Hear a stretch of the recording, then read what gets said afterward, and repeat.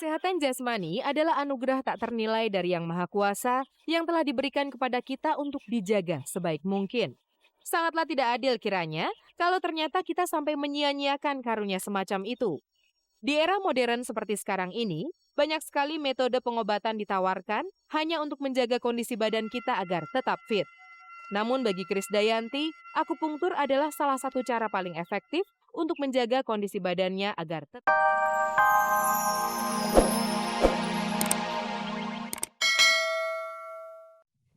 Tanggal 29 April nanti, Rina Hasyim genap berusia 57 tahun. Di usianya yang sudah lewat separuh abad, ibu 3 anak ini masih tampak energik dan yang patut dicatat, sampai kini ia masih eksis dan tetap konsisten menjalani profesinya sebagai artis. Padahal tidak pernah terlintas di benaknya bila ia di kemudian hari akan menjadi seorang artis terkenal. Jadi mereka bilang, Rin, lu main film aja. Nggak punya cita-cita, tapi saya paling hobi dulu nonton film India. Jadi kalau yang namanya cita-cita main film itu sama sekali nggak ada di benak saya. Apa yang dikatakan teman-temannya itu sebenarnya bukan tanpa landasan. Soalnya di lingkungan pergaulannya semasa remaja, Rina memang dikenal sebagai gadis lincah, pandai bergaul, dan memiliki bakat seni yang lumayan bagus. Saya ikut main band pada zaman saya masih SD. Orang tua saya belikan saya alat band, namanya dulu Dara Kesuma. Kemudian ada lagi bandnya namanya Diskonita. Keberanian melawan itu biasanya muncul begitu saja tanpa ia rencanakan. Tindakan itu dilakukan Rina lebih karena dorongan untuk mengekspresikan diri dan menyalurkan gejolak jiwanya yang menyukai tantangan. Saya nggak peduli dengan omongan orang. Semakin saya dapat tantangan, semakin saya berusaha untuk maju. Itu saya dulu. Saya pikir orang ngomongin saya bodoh amat. Nanti lu lihat gue siapa, gitu. Bagi orang tua Rina, pasangan John Hasyim dengan Pauline Onda, sifat perlawanan putri sulungnya itu kadang mereka rasakan juga.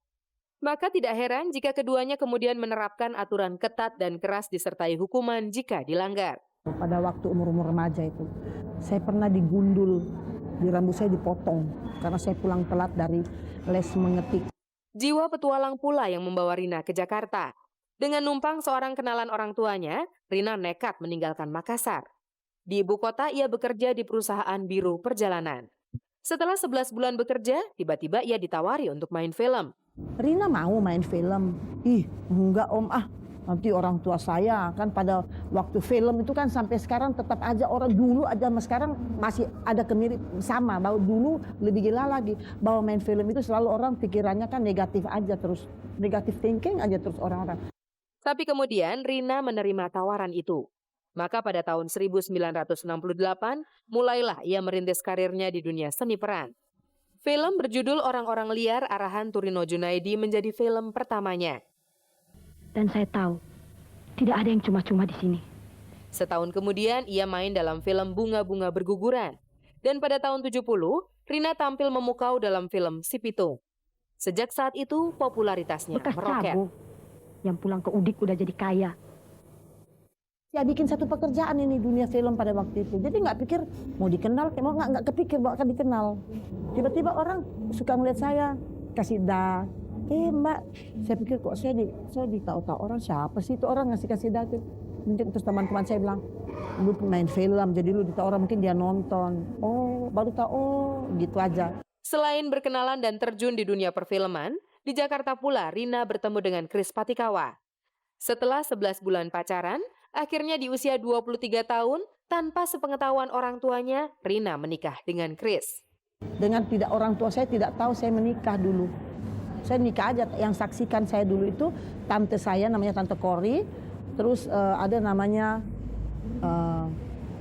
yang saksi, tapi yang saksinya saya Niko Pelamonia, dia saksinya Enteng Tanamal di mana namanya di kantor catatan sipil itu waktu itu. Dari pernikahannya dengan Kris, Rina dikaruniai 3 orang anak, Jane, Julia, dan Jusia Patikawa. Yang unik, rumah tangga mereka kerap dikabarkan sudah tidak utuh lagi. Hidup mereka yang terpisah sering mendatangkan dugaan bahwa sebenarnya mereka telah bercerai.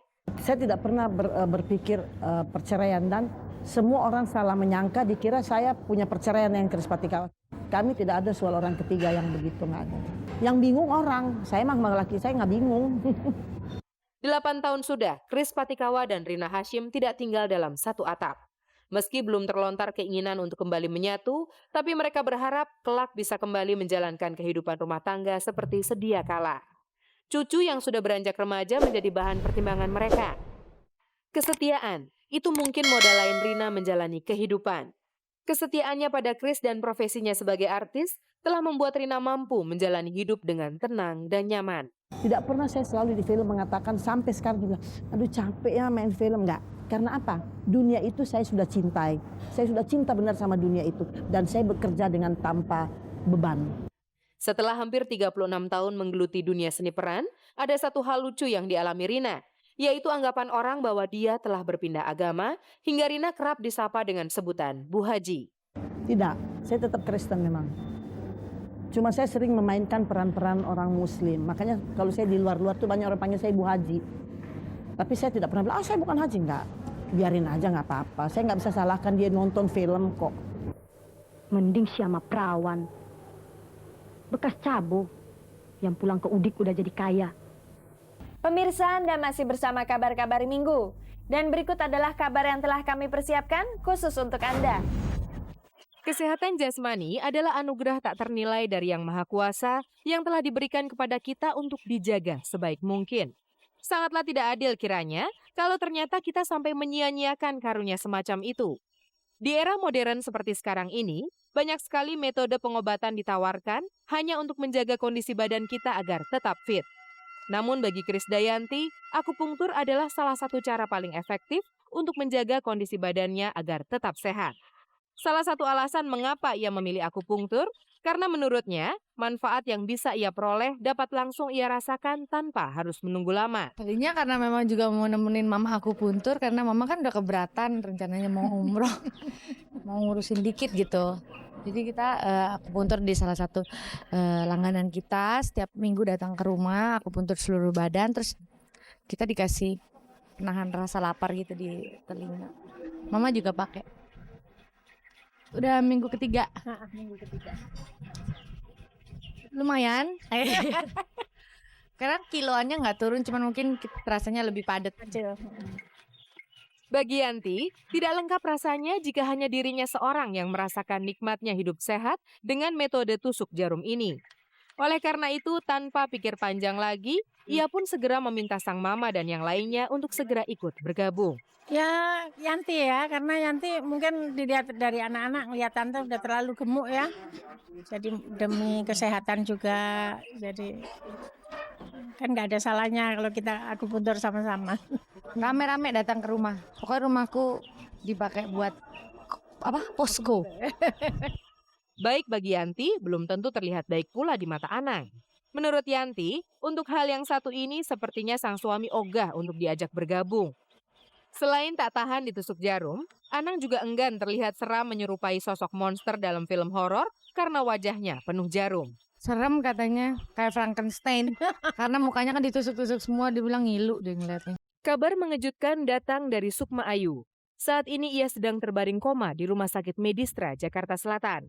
Saat masuk rumah sakit akibat patah tulang di bagian lengan bawah Jumat 9 April lalu, Sukma Ayu masih dalam keadaan sadar. Untuk mengobati lengannya itu, dokter melakukan operasi tidak berapa lama setelah Sukma tiba di rumah sakit. Operasi berjalan lancar, kondisi Sukma pun mulai membaik. Namun saat akan dipindahkan ke ruang perawatan, tiba-tiba ia mengalami gangguan pernafasan dan gangguan kesadaran yang membuatnya koma hingga Sabtu sore kemarin saat kami menjenguknya. Berdasarkan hasil CT scan yang dilakukan tim dokter pada hari Sabtu kemarin, diduga ia mengalami pendarahan di bagian otak. Hingga saat ini, dokter yang merawatnya masih mencari penyebab penyakit yang diderita Sukma Ayu. Kondisi Sukma saat ini masih dalam kondisi koma. Itu saja yang bisa diberitahu. Sebabnya adalah perdarahan otak.